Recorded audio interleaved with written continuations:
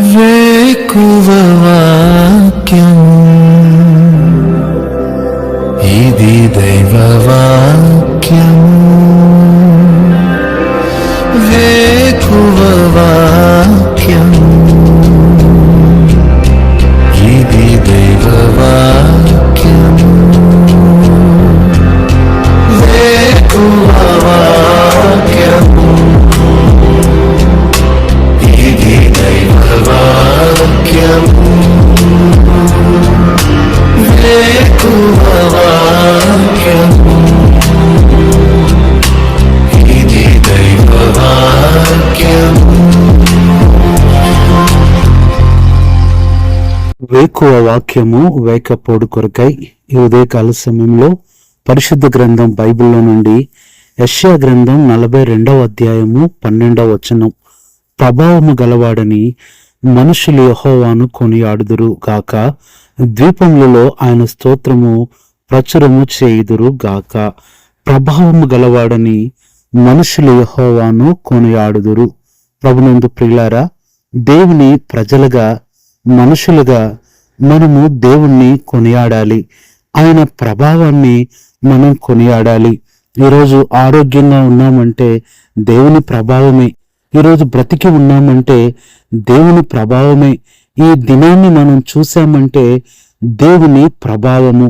ఆయన ప్రభావము అనగా ఆయన యొక్క అత్యున్నతమైన శక్తి.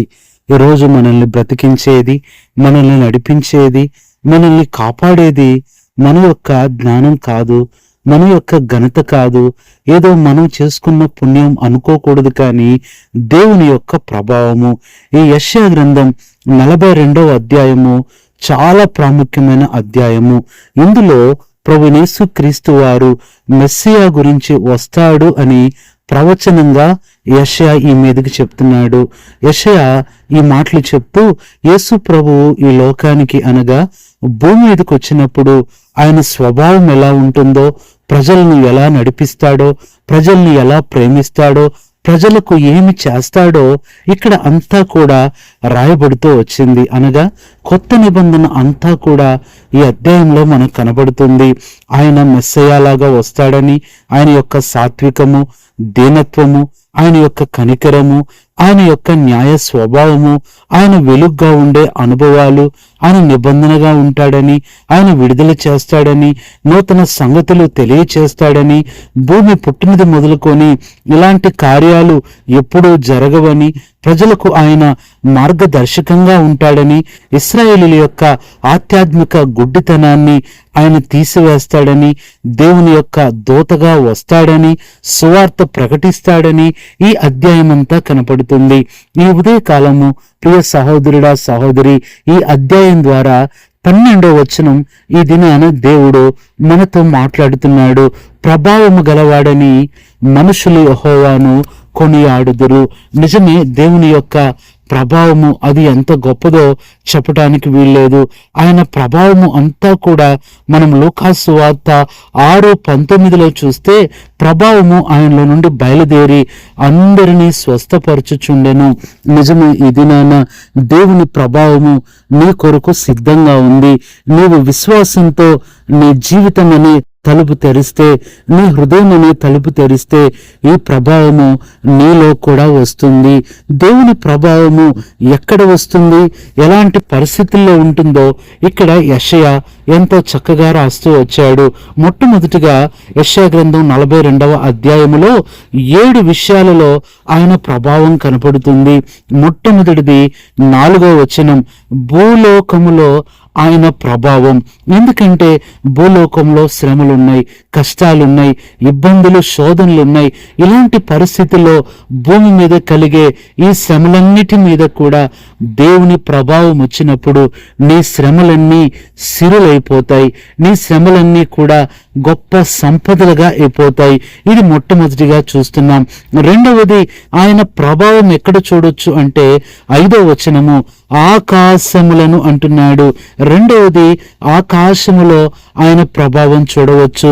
ఆకాశంలో నుంచి కొన్నిసార్లు మన మీదకి వచ్చే వడగండ్లు, తుఫానులు, గాలులు, ఇలాంటివన్నీ కూడా కొన్ని సందర్భాల్లో అగ్ని దిగి రావటం, ఇలాంటి పరిస్థితులన్నిటిలో కూడా మరి అనేకులు వీటిలో నష్టపోయినప్పటికీ కూడా దేవుని ప్రజలుగా మనకు ఆయన సంరక్షణ ఇస్తాడు. ఎందుకంటే మనకు కావాల్సింది భూమి మీద ఎప్పుడు ఉండదు, కానీ అది పరలోకంలోనే ఉంటుంది. విశ్వాసికి కావలసిన ప్రతి అక్కరకు జవాబు, ప్రతి ఒక్క అవసరతకు కావలసింది పరలోకములో ఉంటుంది. అవర్ నీడ్స్ ఎట్ హెవెన్ నిజంగానే ఆకాశము నుండి దేవుడు నీకు ఇస్తాడు.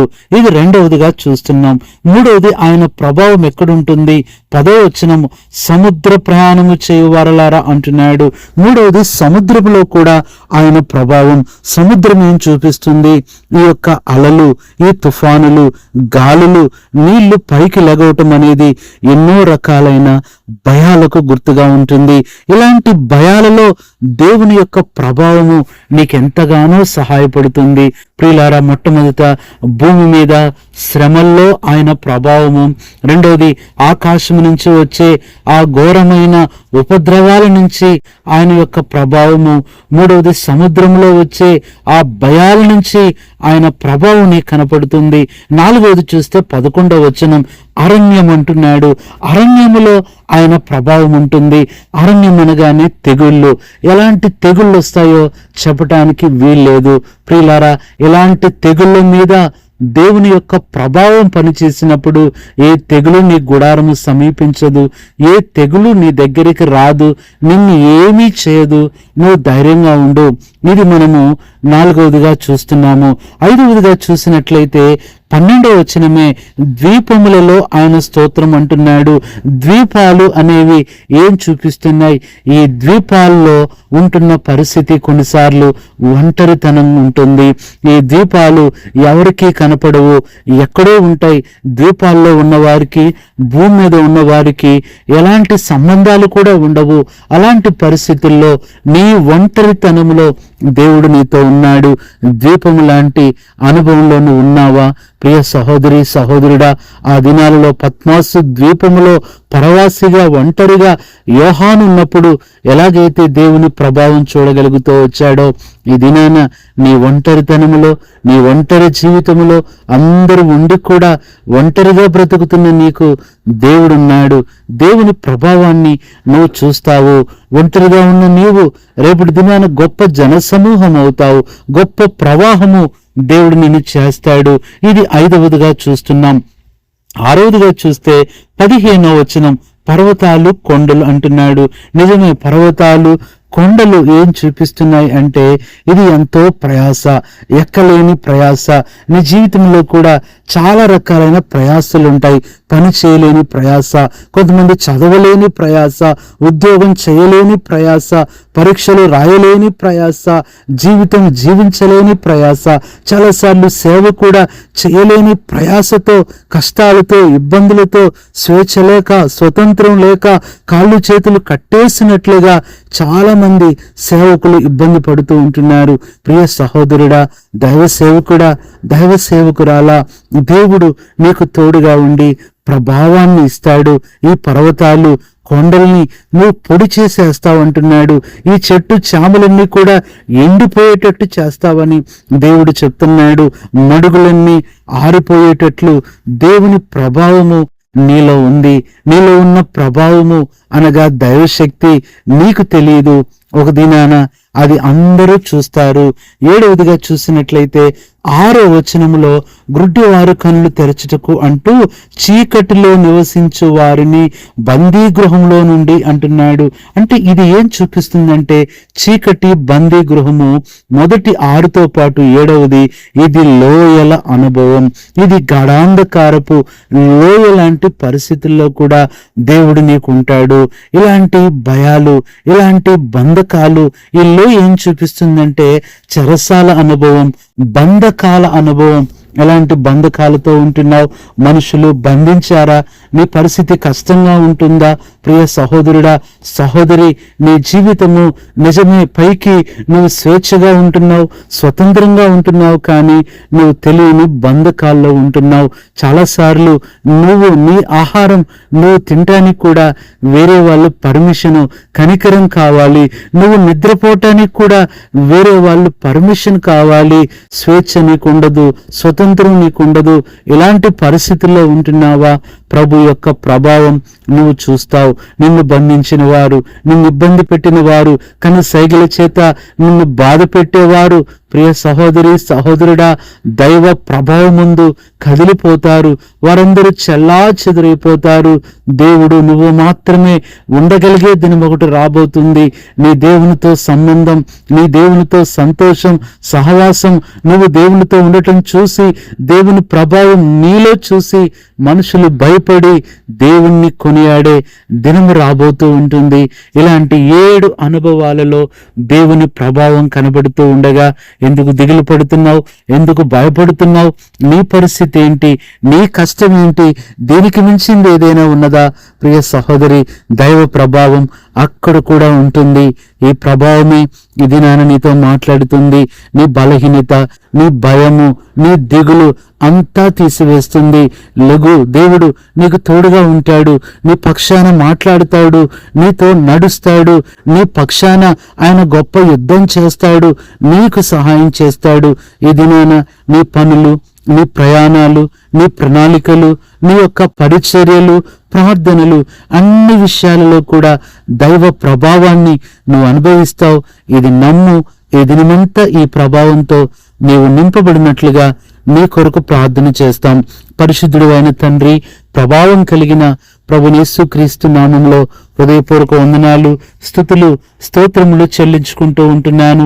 ప్రభువా, నీ ప్రభావం ఎంత గొప్పదో! భూలోకంలోని ప్రభావం, ఆకాశంలోని ప్రభావం, సముద్రంలోని ప్రభావం, అరణ్యంలోని ప్రభావము, అలాగే ప్రభువా మరి తండ్రి, మరి ద్వీపాలలోని ప్రభావము, పర్వతాలు కొండల్లోని ప్రభావము, చివరికి 7వదిగా లోయల్లో కూడా ప్రభువా నీ ప్రభావం ఉన్నదని గుర్తు చేశారు. ఇలాంటి పరిస్థితులు గుండా వెళ్తున్న మా ప్రియులు ఈ మాటలు వింటుండగా నీ ప్రభావాన్ని ఇప్పుడే వారికి అనుగ్రహించండి. బలహీనత తొలగిపోవాలి, భయము కోల్పోవాలి, బాధ తొలగిపోవాలి. ప్రభా, ఈ దినమే ఇప్పుడే నీ ప్రభావం వారిలోనికి వచ్చి నెమ్మదిని, స్వస్థతని, ఆరోగ్యాన్ని, క్షేమాన్ని ఇచ్చినట్లుగా, వారికి ధైర్యాన్ని ఇచ్చినట్లుగా సహాయపడవని, ప్రభావం గలవాడని మేము కూడా నిన్ను కొనియాడుతూ కృతజ్ఞతలు చెల్లిస్తూ మా ప్రభువును రక్షకుడైన యేసుక్రీస్తు ప్రభావం కలిగిన నామములో ప్రార్థిస్తున్నాము తండ్రి. ఆమేన్. మన పరమ తండ్రి అయిన దేవుని ప్రేమ, మన ప్రభు అయిన యేసుక్రీస్తు కృప, పరిశుద్ధాత్మన్యోని సహవాసం మనందరికీ సదాకాలం తోడయుండి ప్రభావముతో నడిపించునుగాక. ఆమేన్.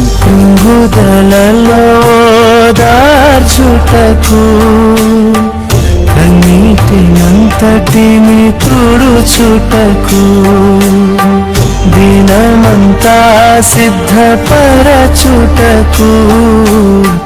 దైవ చిత్తం గ్రహించుటకు